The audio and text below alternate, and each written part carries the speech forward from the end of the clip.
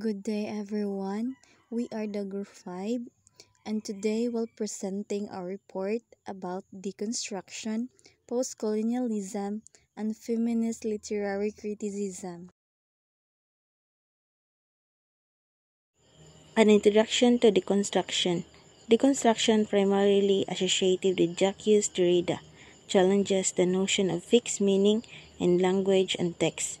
It asserts that all interpretation are inherently unstable. So, ang deconstruction ay ang challenge ang notion of fixed meaning in language and text, then ang all interpretation ito come up once we read like books, speeches, or any written words kay ang mga interpretation na nga come up kay dili stable. So, unstable siya. We often think words and sentences have one clear, fixed meaning like a fact that does not change. Deconstruction challenges these ideas and says that meanings are not fixed. Instead, meaning can change depending on how we look at the words and who is reading or listening. When we read or listen, we bring our own thoughts, feelings, and experience. This changes how we understand the same word. This means that all interpretation of a text are unstable. They can be many different things, not just one. Deconstruction challenges traditional structuralism, wherein structuralism is the belief that language has a stable structure and clear rules that give stable structure and clear rules that give meaning. But deconstruction says these rules and structure are not as solid as we think. Next, deconstruction focuses on internal contradiction within a text, wherein the deconstruction looks for place inside a text where ideas or words clash or contradict each other. This contradiction shows that meaning is not fixed. Also, deconstruction reveals the unstable nature of linguistic system, wherein the language system like grammar and vocabulary are not perfectly reliable, meaning shift depending on context, usage, and interpretation. In short, deconstruction teaches us to see language as flexible and meanings as something that can shift and change rather than being certain or permanent.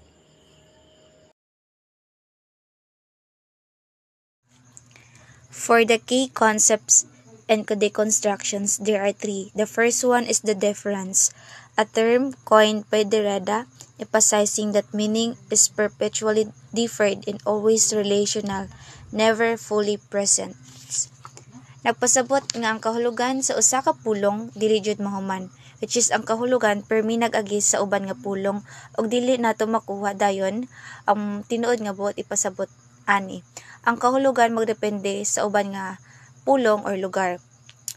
And the second one is the logocentrism, the critique of the Western philosophical traditions that prioritizes presence or spoken language or writings seeking an ultimate founding truth. Sa una, mga tawo nagtuo nga mas sinuod ang isulti kaysa sa isuwat. Pero, ingon si Derrida nga both are the same. Pareho nga gipaagi para masabtan ang pulong ug walay usang mas tinuod ug walay usa nga mas dili tinuod. Ang kahulugan dili makuha sa usa lang ka pamaagi.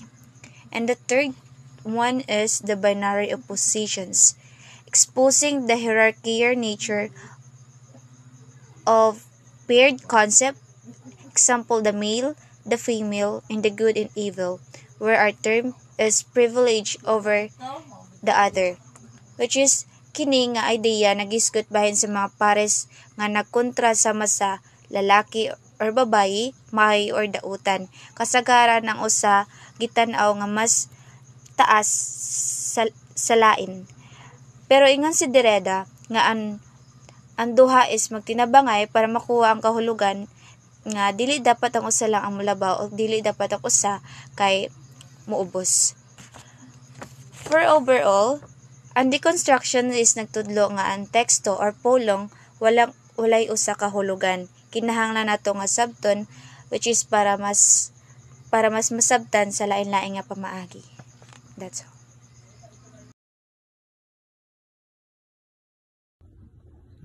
Voice from the Margins, Understanding Postcolonial Theory. Postcolonial theory examines the lasting legacy of colonialism and imperialism, focusing on the cultural, political, and the economic impacts on formerly colonized nations. It seeks to reclaim histories and voice suppressed by imperial narratives, challenging Eurocentric views of the world. Ang postcolonial theory nagtanaw sa taas nga impluwensya sa mga mananakop sa kultura o politika o ekonomiya sa mga usa ka nasod. Gusto nini na ibalik ang kasaysayan o tingog sa mga tao nga napugngan o napahilom sa panahon sa kolonisasyon o ilasang gisulayan kontrahon ang mga Europeo mga kanluranon aron ipakita nila na aduna pud sila right no tingog. What is core tenets of post-colonialism are the main ideas or principles that helps us understand what happens to people and cultures after colonization. For example, sa dihang gikolonisa sa Espanya ang Pilipinas, so gidala nila ilahang relihiyon. So relihiyon hasta ilahang sistema silang gobyerno dito, which is kung unsa jud ang rules sa ilang gobyerno dito, ilang jung mo pud ilang gi-apply dito sa Philippines nga ilang gi-colonize. So tungod ana dako jud kausaban nga mabago ang lifestyle sa mga lumad nga Pinoy. Gumika lang ana nga pamaagi nga ilang gibuhat, which is ang pag-colonize. So naitulo ka main core tenets. So number 1, hybridity. Number 2, subalternity. Number 3, Orientalism. So a hybridity, this means the mix of different cultures and identities. Because of colonization, it creates new ways of living and expressing themselves. Example, a country may keep some native traditions while also adopting foreign influences. Subalternity. This focuses on experience of people who marginalized or have no voice in society. Example, slaves and laborers, those forced to work for colonizers without fair treatment or recognition. So, literal nga mga pobre nga mga tao jud nga dili sila ka voice over silang freedom. So lastly, Orientalism. This explains how Western countries saw Eastern Asian as exotic or less civilized. This idea made the West feel superior and justify their domination. So, kaniday si Edward Said kay he was a Palestinian-American writer, scholar, and teacher who became famous for his book Orientalism. And gipublish ni siya pag 1978. So siya ang writer sa Orientalism. And gipublish pag 1978.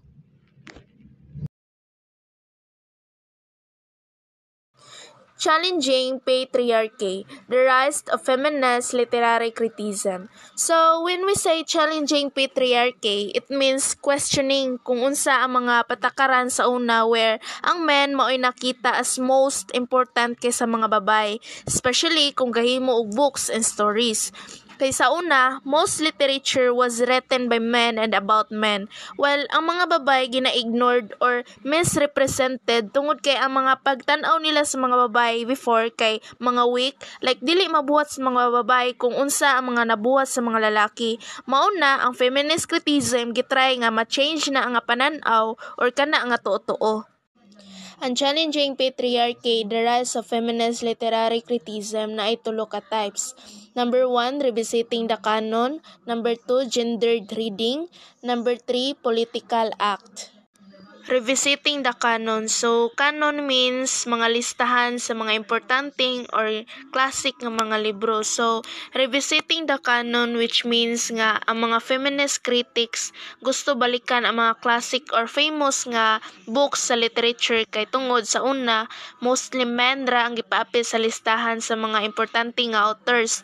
But gusto sa feminist criticism nga maapil pud ang mga babae nga authors o gilahang mga story like ni Virginia Woolf, ni Mary Shelley ug ni Jane Austen.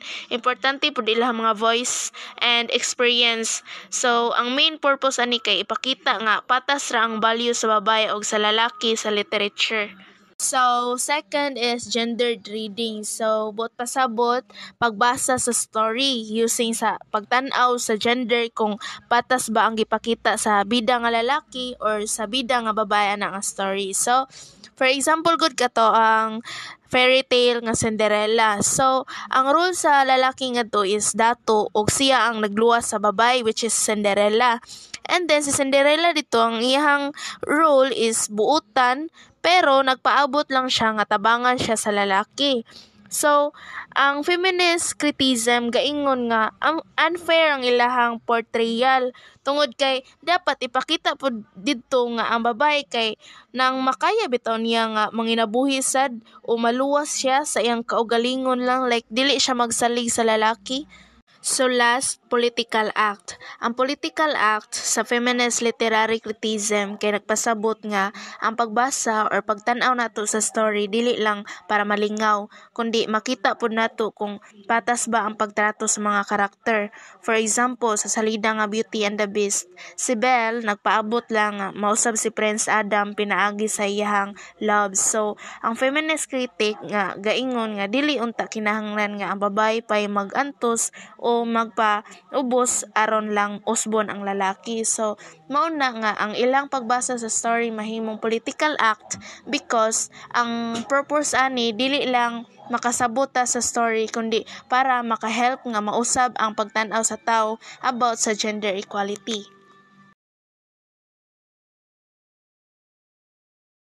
Waves of feminism and their impacts on literary analysis. Feminism has changed the way we analyze literature. It helps us see things from a different perspectives, especially when it comes to women's roles and experiences. Through these waves of feminism, we can understand the women's struggles and triumphs as well as we can appreciate diverse voices and their stories. First wave at late 19th to early 20th century focused on legal rights and suffrage, and literature concerned with reclaiming works by female authors. The first wave, which occurred from the late 19th to the early 20th century, was a period of significant social change. During this time, women fought for their basic rights, and that includes the women's suffrage, the right of women to vote as a central issue, which women are arguing to have a say in a law that govern their lives. And property rights. Women sought the right to own property and control their finances, which was a major step towards independence.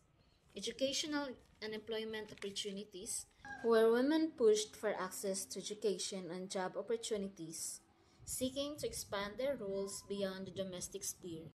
Key figures like Elizabeth Cady Stanton, Susan B. Anthony, and Emmeline Pankhurst led the movement using tactics such as protests, petition, and lobbying to achieve their goals.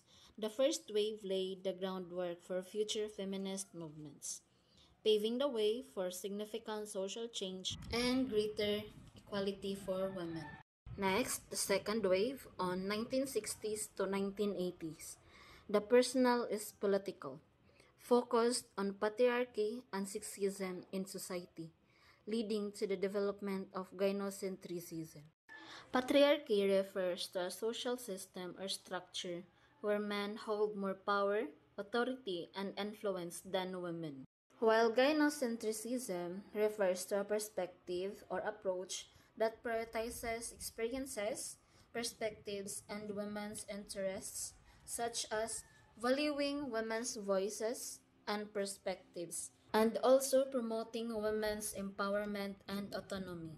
The second wave, which took place in the 1960s and 1980s, was a period of significant social change. During this time, women came together to challenge and change the traditional rules and expectations placed on them. Breaking down barriers. Women sought equal opportunities in the workplace, demanding equal pay and an end to discriminatory practices. And reproductive rights. Women fought for the right to control their own bodies, including access to birth control and safe abortion. Ending violence. The movement raised awareness about domestic violence and abuse, seeking to protect women from harm, to hold perpetrators accountable. And the last one, sexual freedom. Women challenged traditional sexual norms, seeking greater freedom and autonomy in their personal lives. Through protests, activism, and advocacy, women like Gloria Steinem, Betty Friedan, and Bell Hooks helped bring about significant changes in laws and societal attitudes. The second wave of feminism played a crucial role in advancing women's rights and promoting greater equality and empowerment. And the last wave, on 1990s to 2000s, challenged the universal definition of woman, incorporating race, class, and sexuality, influenced intersectionality. For the last wave or third wave of feminism, which began in the 1990s, is a movement that seeks to address the complexities of gender inequality in a modern context. Intersectionality. This concept recognizes that women's experiences are shaped by multiple factors, including race, class, sexuality, and ability. It emphasizes the importance of considering these intersecting identities when addressing gender inequality. Inclusivity. Voices and experiences, including those of women of color, LGBTQ individuals, and people with disabilities. Individuality. These are the individual's choices and identities, encouraging people to express themselves freely and authentically. Digital activism, the widespread use of social media and online platforms, has enabled feminists to mobilize, raise awareness, and advocate for change on a global scale. Some key issues addressed by the third wave: body positivity, promoting self acceptance and challenging societal beauty standards that can be damaging to self esteem. Consent and sexual empowerment, advocating for enthusiastic consent and empowering individuals to make informed choices about their own bodies and sexual experiences. Intersectional justice, working to address the ways in which different forms of oppressions intersect and compound, leading to unique challenges for marginalized communities. By building on the gains of previous feminist movements, the third wave seeks to create a more inclusive and equitable society for all. The diagram shows how three literary and cultural theories, which are feminist criticism, deconstruction, and post-colonial theory, are related and overlap. Feminist criticism looks at how literature and society treat women and gender roles. It questions how stories, language, and culture can sometimes favor men and silence women's experience. In short, feminist criticism fights for equality and challenges unfair gender portrayals. Deconstruction, looking deeply at how language works, it says that words don't have one fixed meaning, they can have many interpretations. It also challenges opposite like male, female, and rich or poor, showing that one-sided is often treated as more important. In short, deconstruction teaches us to question what we think we already know. Post-colonial theory examines what happened to people and cultures after being colonized. It focuses on how colonizers made their culture seem superior and treated others as inferior.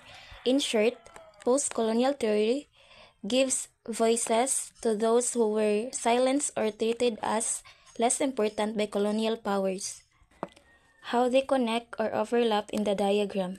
Power dynamics in language, feminist criticism, and deconstruction. Both look at how language shows power. Feminists study how language favors men. Deconstruction shows that these words carry hidden meanings and assumption. In short, words can control how we think about power, gender, and respect. Marginalized subjectivity, feminist criticism, and post-colonial theory. Both care about people who are marginalized, meaning ignored or silenced. They explore how women, minorities, and colonized people find and express their identity. In short, they highlight voices that are rarely heard in history or literature. Intersectional power analysis or critique of dominant narratives. This is where all theories meet. They all challenge the dominant narratives, the main stories told by those in power. In short, all three theories want to expose unfair system and give value to every voice. Deconstruction as a tool. Deconstruction help feminism and post-colonialism understand that life isn't just about the opposite. For example, gender isn't only male or female. Identity isn't only colonizer or colonized. There are many shades in between.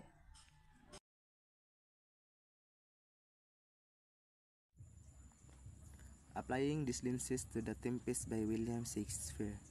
So first, post-colonial lens or Caliban examines Caliban depiction as the colonized subject, analyzing prosperous use of language and power to justify domination. So ang post-colonial lens focuses on analyzing literature, history or culture that focuses on the effect and legacy, which is identifies the culture and also know og giunsa nila pag-resist ang colonial power, then how the colonial affected by their culture. So second, feminist lens or Miranda critiques Miranda's limited role, focusing on her obedience to patriarchal authority and her function as a commodity for exchange. So feminist lens is a way of analyzing literature, art, or any social issue by focusing on gender equality and also women's experiences and power dynamics between men and women. So the feminist lens, it talks about gender equality, mostly rajud sa mga women kay limited ra lang opportunities, then sa atong society and culture nagfavor jud mostly sa mga laki. So the feminist lens, it seeks to promote equal rights and empowerment for all gender. Last, the constructionist lens focuses on the unstable binaries of civilized versus savage and magic versus science to show the text subverts its own apparent hierarchies. So, the constructionist lens is a way of analyzing sa mga text that focuses on breaking down meanings para mapakita or to show nga ang language ideas is dili permi or not fixed or absolute. For example, mga books, naay mga books nga dili tanan lang language ideas is fixed or absolute. Kung ano jud siya unstable.